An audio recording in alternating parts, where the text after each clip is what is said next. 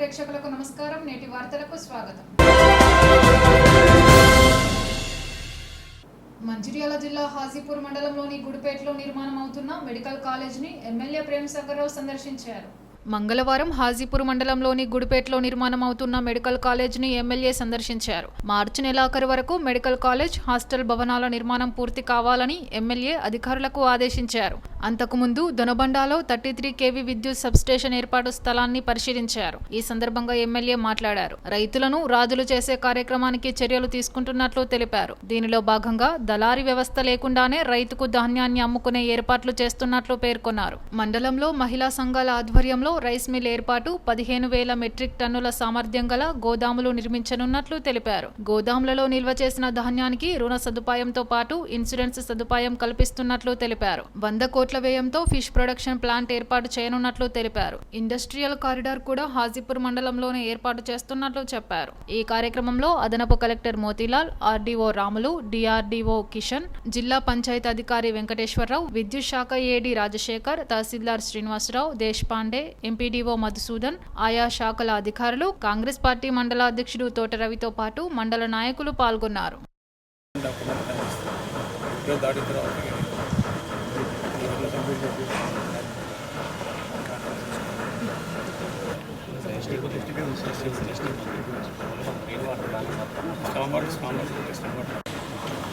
Ground substation జాగిచ్చిన ఇద్దరు రెవెన్యూలు వచ్చింది. నా పనులు అన్నీ క్లోజ్ చేసి సబ్స్టేషన్ వస్తుంది 11/30. ఇది మార్చికి ఇస్తాను సరిపోదు, నెల అయిపోయినా ఇబ్బంది. Next academic year June 1st week నుంచి ఏమైనా స్టార్ట్ అవుతుంది. అప్పటికి మొత్తం ఇక్కడికి స్టూడెంట్స్ ఇంకా స్టాఫ్ అంతా షిఫ్ట్ అవుతుంది కాలేజీ సంబంధించి. వెళ్ళినాయి నిలవాలి అన్నీ ఒకసారి నీకు చాలా. ఇక్కడ కూడా ఒక 15,000 టన్నులకు గోడౌన్ ఫార్మర్స్ కోసం రైస్ ఐకేపీ వాళ్ళు ద్వారా మొత్తం 6 రైస్ మిల్ పెడతాను. హాజీపూర్ మండలికి ఒకటి, లక్ష్మీపేట మండలికి 2, దండపల్లి మండలికి 3. దండపల్లి మండలి 15,000 టన్నుల గోడౌన్లో, లక్ష్మీపేటలో 10,000, ఇక్కడ 15,000, 40,000 టన్నులు. ఇక్కడ ఆల్రెడీ 12,000 టన్నులు ఉన్నాయి. దీంతో మన కాలసీలో పండిన పంటకు ఇక్కడనే గోడౌన్ పెడుతున్నాం. ఇంకా మిగిలిపోతుంది. రైతులు ఎవరి మీద అది రైస్ మిల్లుల మీద ఆధారపడేది లేదు, గోడౌన్ల మీద ఆధారపడేది. దాన్ని వేరే మెకానిజం ఉంటుంది. గోడౌన్లకు ధర లేకపోతే స్టాక్ చేసినప్పుడు ఇన్సూరెన్స్ చేసి బ్యాంకు వాళ్ళతో ట్యాక్ చేసి క్రాప్ దాని వాల్యూ మీద 30%, 40% ఇమీడియట్ డబ్బులు ఇస్తే వాళ్ళకి అవసరాలంటే తీసుకుంటారు. ధర వచ్చిన ఏమీ దళారీ వ్యవస్థ, ఎందుకంటే రైతుల కన్నా పైసలు అలాగే పోతాయి. పండించి పండుగ వాళ్ళకి ఒక్క ఫ్రంట్గా అన్ని ఫ్రంట్లు చేస్తున్నాయి. రైతులకు ఒక్క వ్యవసాయం చేస్తే కాదు, వ్యవసాయంతో పాటు డైరీ, పౌల్ట్రీ, ఫిషర్ మీద కానీ ఇంటర్నేషనల్ ఫిష్ ఫండ్ వస్తుంది. 100 కోట్ల ప్రపోజల్ ఆల్రెడీ 20 కోట్ల సెంట్రల్ గవర్నమెంట్ 40 కోట్లు ఫస్ట్ ఫేజ్. ఇంకోటి మొరల్ స్పెషల్ ఫండ్ చేస్తుంది. దానికి 15 కోట్లు, ఈ సంవత్సరం 5 కోట్లు వచ్చింది.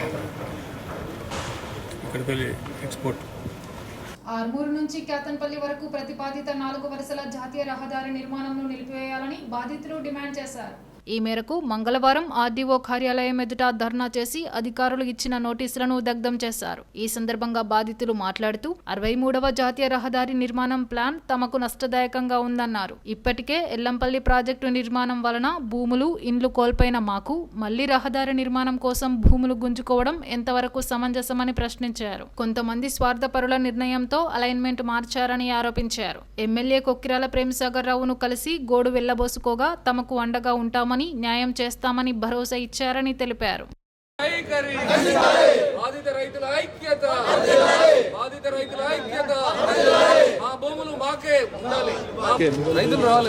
అధికారుల నిర్లక్ష్యం, అధికారుల మొండి వైఖరి, అధికారుల మొండి వైఖరి, అధికారుల మొండి వైఖరి, రైతుల భూములను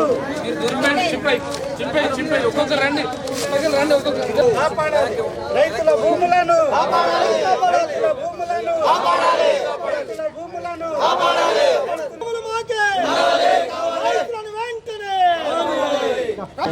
కేంద్ర ప్రభుత్వము ఆర్మూర్ నుంచి కేతన్పల్లి వరకు ఉన్నటువంటి నేషనల్ హైవే 63 రహదారి 2 లైన్లని 4 వరుసల రైన్గా మార్చాలని చెప్పి ఇచ్చినటువంటి పద్ధతి ప్రకారంగా గతంలో 2018లో ఒకసారి అలైన్మెంట్ ఇచ్చారు, 2023లో ఒకసారి అలైన్మెంట్ ఇచ్చారు, 2024లో ఒక అలైన్మెంట్ ఇచ్చారు. అయితే మొట్టమొదటి 2 ఇచ్చిన అలైన్మెంట్ రాజకీయంగా కక్షపూరితంగా ఆర్థిక కుంభకోణాలు చేసి లంచాలు తిని కొంతమంది అధికారులు కొంతమంది రాజకీయ దళారుల వల్ల ఆ 2 అలైన్మెంట్లు మారి ఇవాళ బ్రౌన్ ఫీల్డ్ పోయి గ్రీన్ ఫీల్డ్ కాబట్టది. గ్రీన్ ఫీల్డ్ మొత్తం కూడా ఎల్లంపల్లి ప్రాజెక్టులో గతంలో నష్టపోయినటువంటి రైతులే తిరిగి మరోసారి వాళ్ళని ముంచేటువంటి కార్యక్రమాన్ని వాళ్ళ స్థానికంగా ఉన్నటువంటి అధికారులు కావచ్చు, నేషనల్ హైవే అధికారులు కూడా ఈ యొక్క అవినీతికి పాల్పడి అక్కడ ఒక మైనారిటీ కళాశాల కోసం ఇవాళ రోడ్డును ఆ పక్కకు డైవర్ట్ చేసి లక్ష్మీపేట బైపాస్ అనే ఒక కారణం రుచిగా చూపించి ఇవాళ దాదాపు 500 మంది రైతులు 1433 ఎకరాల భూమిని ఇవాళ భూమి సేకరణ చేస్తారు. తద్వారా ప్రభుత్వానికి దాదాపు 1500 కోట్ల భారం ఇవాళ నేషనల్ ప్రభుత్వం మీద పడుతుంది, కేంద్ర ప్రభుత్వం మీద. ఇవన్నీ కూడా మేము గతంలో ఢిల్లీ దాకా వెళ్ళి నేషనల్ హైవే అథారిటీ మెంబర్కి, అదేవిధంగా ఇక్కడ ఉన్న జీఎంకి, ఏజీఎంకి అందరికీ కూడా మేము లిఖితపూర్వకంగా ఇక్కడ జరుగుతున్నటువంటి వాస్తవాలు, జరుగుతున్న నష్టాన్ని, గతంలో ఇక్కడ ఉన్నటువంటి పాత రోడ్, ఎగ్జిస్టింగ్ రోడ్ ఏదైతే ఉన్నదో నేషనల్ హైవే 63 ఉన్నదో దానికి సంబంధించినటువంటి రోడ్డు పూర్తిగా ఇవాళ హైవే అథారిటీ వాళ్ళు హైవేకి, నేషనల్ హైవే నిర్మాణానికి పూర్తిగా అనుకూలంగా ఉన్నది. కేవలం అటు 2.5 మీటర్లు ఇటు 2.5 మీటర్లు ల్యాండ్ ఎక్విజిషన్ చేస్తే ఆ రోడ్డు నిర్మాణం పూర్తవుతుంది. అటువంటి దాన్ని కాదని చెప్పి ఇవాళ కొంతమంది కొన్ని ప్రలోభాలకు లోబడి ఇవాళ దాన్ని గ్రీన్ ఫీల్డ్గా, బ్రౌన్ ఫీల్డ్ని గ్రీన్ ఫీల్డ్గా మార్చిందని చెప్పి మేము ఢిల్లీలో ఉన్నటువంటి ఉన్నతాధికారులు చెప్పాం. ఢిల్లీలో ఉన్న ఉన్నతాధికారులు స్పందించారు. అరే ఇంత మంచిగా అద్భుతంగా ఈ రోడ్డు ఉండగా రైతుల మీదకి వెళ్ళిపోవాల్సిన అవసరం ఏమొచ్చింది, ఖచ్చితంగా దీన్ని మేము విచారణ చేస్తాం, మేము ఇక్కడి నుంచి పీడీని పంపిస్తాం, అక్కడ పీడీని పంపిస్తాం, మీరు ఖచ్చితంగా ఈ రోడ్డును మార్చేటువంటి క్రియను మేము చేపడతామని చెప్పి హామీ ఇచ్చిండ్రు. ఆ హామీని తీసుకొని ఇక్కడికి వచ్చిన తర్వాత చూసేసరికి ఇక్కడ స్థానికంగా ఉన్నటువంటి రెవెన్యూ అధికారులు ఎందరో ప్రజలు ఎన్నో సమస్యలతోటి వాళ్ళ పట్టాలు మారతలే, వాళ్ళ ల్యాండ్ మిస్ అయిందని ఎన్నో చెప్తూ ఉంటే వాటి మీద శ్రద్ధ చూపించకుండా, ప్రజలకు సర్వీస్ చేయకుండా ప్రజలను ముంచే కార్యక్రమం, ఇవాళ రైతులను ముంచే కార్యక్రమం ఇక్కడ ఉన్నటువంటి ఆర్డీఓ గారు, కలెక్టర్ గారు ఈ నిరుపేద రైతుల్ని, ఒకసారి ముంపుకు గురైనటువంటి రైతుల్ని మరోసారి ముంపుకు గురి చేయడానికి ఆగమేఘాల మీద. దురదృష్టం ఏంటంటే ఆఫీసులలో కూర్చోవాల్సినటువంటి తహసీల్దారులు ఇవాళ గ్రామాలలో పోయి, ఇళ్లలో పోయి నోటీసులు తీసుకోండి అని చెప్పి ఇవాళ ప్రజలను బ్రతిమలాడి వాళ్ళ కొంపలు కూల్చే కార్యక్రమాన్ని వాళ్ళ తహసీల్దారులు చేస్తుంటే ఇక్కడ ఉన్నటువంటి రెవెన్యూ అధికారులు ఎంత దిగజారిపోయినారో మనం అర్థం చేసుకోవాలి. దీన్ని మేము స్థానిక ఎమ్మెల్యే గారి దృష్టికి కూడా తీసుకుపోయాను. గౌరవ ప్రేమ్సాగరావు కూడా చాలా వారు సానుకూలంగా, అనుకూలంగా వ్యవహరించారు. మీరు కూడా ఎవరు కూడా నోటీసులు తీసుకోకండి, రైతులు ఎవరు నోటీసులు తీసుకోకండి, ప్రభుత్వం ఏం నిర్ణయిస్తే నేను ఖచ్చితంగా నిలబడతా, ఈ రోడ్డును మారుస్తా అని చెప్పి వారు కూడా ఈ రైతులకు అండగా ఇవాళ నిలబడడం జరిగింది. వారి దృష్టికి తీసుకుపోయినాము. ఎంపీ గారు కూడా వారితో కూడా సంప్రదింపులు చేస్తా ఉన్నాం. రైతులు మేమంతా కూడా వారు కూడా ఈ యొక్క అలైన్మెంట్ మార్చడానికి వారు కూడా సిద్ధంగా ఉన్నారు. కాబట్టి ఇంతమంది ఇవాళ రైతులకు అనుకూలంగా ఉన్నా కూడా ఇవాళ ఆర్డీఓ గారు అత్యుత్సాహం ప్రదర్శించి రైతులను గోసపుచ్చుకుంటాడు. ఇది వెంటనే మార్చుకోవాలి, ఆర్డీఓ గారు కూడా మార్పు చేసుకోవాలి. ఇచ్చిన నోటీసులను వెంటనే వాపసు తీసుకోవాలి. కనీసం ఇచ్చిన ఈ 3వ తారీఖు 4వ తారీఖు ఏదైతే డేట్లలో కార్యాలయాలు కలవమంటే చెప్తున్నటువంటి ఆర్డీఓ గారి సందేశం ఏదైతున్నదో ఆ షెడ్యూల్ మొత్తం కూడా క్యాన్సిల్ చేసుకుని రైతుల పక్షాన్ని నిలబడాలని చెప్పి సందర్భంగా చెప్తున్నాం. ఇంకా మితిమీరి మీరు ముందుకు పోతే ఈ ఆందోళన ఉధృతమవుతాయి, ప్రభుత్వానికి తిప్పలేదని చెప్పి కూడా ఈ సందర్భంగా మేము ప్రభుత్వాన్ని హెచ్చరిస్తున్నాం. NH 63 బాధితులం మేము. ఈరోజు ఎమ్మెల్యే ప్రేమ్సాగర్ రావు దగ్గరికి వెళ్ళడం జరిగింది. సార్ మాకు 99% మా భూములు ఆగుతాయని మాకు భరోసా ఇచ్చారు. ఈరోజు మేము ఆర్డీఓ ఆఫీస్ కాడికి వచ్చి మాకు ఇచ్చిన నోటీసులు అన్నీ మేము కాలబెట్టాము. మాకు తెలియకుండా మీరు ఊరూరికి వచ్చి నోటీసులు ఇచ్చుడు ఇది పద్ధతి కాదు. మొన్న కలెక్టర్ వచ్చి కూడా మీకు న్యాయం చేస్తానన్నారు, కానీ మాకు ఎలాంటి న్యాయం జరగట్లేదు. ఆల్రెడీ మాకు నోటీసులు వస్తున్నాయి. మాకు ప్రజాసభ గ్రామసభ చేయలేదు, అయినా మీరు నోటీసులు పంపించారు. మాకు ప్రేమ్సాగర్ రావు 99% ఇచ్చిండు. ఇప్పుడు 3D మీరు రద్దు చేయాలని మేము కోరుకుంటున్నాము. నస్పూర్ మున్సిపాలిటీలోని సీతారాంపల్లి గ్రామంలో మంగళవారం శ్రీ గోకులాష్టమి వేడుకలను గ్రామస్తులు ఘనంగా నిర్వహించారు.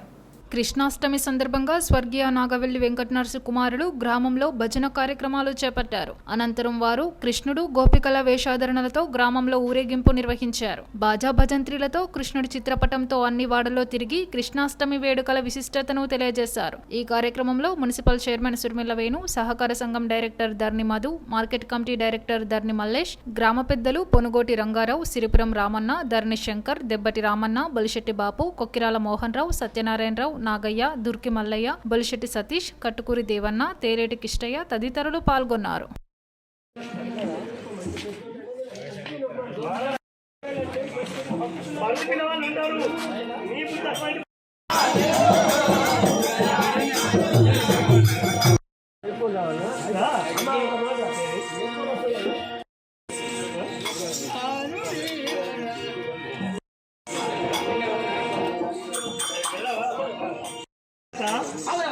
ఏ జన్మ పుణ్యమో సృష్టికర్త అతన్ని చూడాలి, తనివి తీరగా అతన్ని వీక్షించాలి. ఏం పెట్టావు మరి? చూసి దళాలు పెట్టాను, పుష్పాలు పెట్టాను, ఏం పెట్టావు?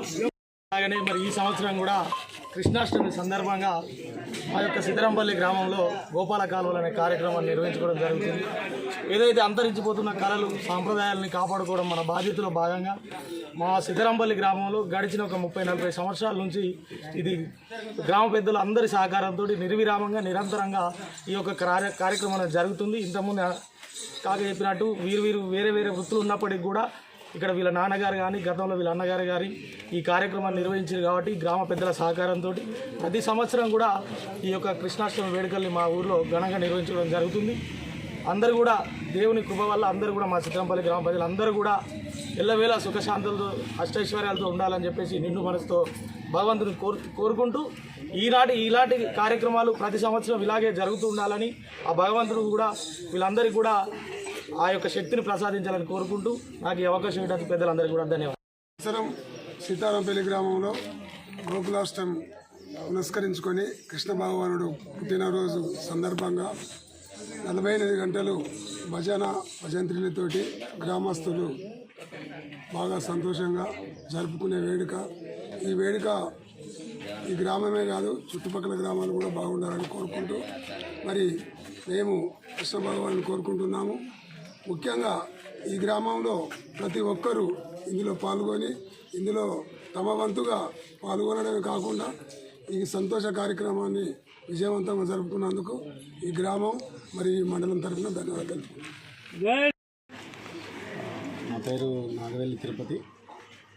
మా నాన్నగారు నాగవెల్లి వెంకటేశ్వర. వాళ్ళు మా నాన్నగారు స్థాపించిన ఈ కార్యక్రమ పరంపర ఈ గ్రామంలో కొనసాగుతుంది.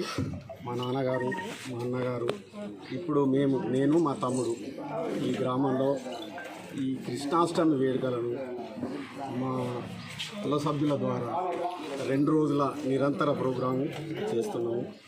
దీనికి గ్రామ ప్రజలు గ్రామ పెద్దలందరూ సహకరిస్తూ సనాతనంగా ఈ కార్యక్రమాన్ని కొనసాగిస్తున్నాం. మేమిద్దరము వేరు వృత్తిలో కొనసాగుతున్నప్పటికీ గ్రామంలో ఇక్కడ పుట్టి పెరిగినాం కాబట్టి నేను హైదరాబాద్లో ఉంటాను, తమ్ముడు టీచర్గా పనిచేస్తుంది. అయినప్పటికీ గ్రామంలో ఉన్నాం కాబట్టి గ్రామంలో పుట్టి పెరిగిన కాబట్టి ఈ స్కూల్లో చదువుకున్నాం కాబట్టి ఈ గ్రామం ఉన్న ప్రేమ కొద్దీ మేము ఈ కార్యక్రమాన్ని మేము కొనసాగిస్తుంటాం. ఆ గ్రామానికి అందరికీ ఈ కార్యక్రమం కొనసాగే పెద్దలందరికీ నమస్కారం. నేటి ఎస్ఎండిసి న్యూస్ ఇంతటితో సమాప్తం. తిరిగి ప్రసారమయ్యే ఎస్ఎండిసి న్యూస్లో మళ్ళీ కలుద్దాం. అంతవరకు సెలవు. నమస్కారం.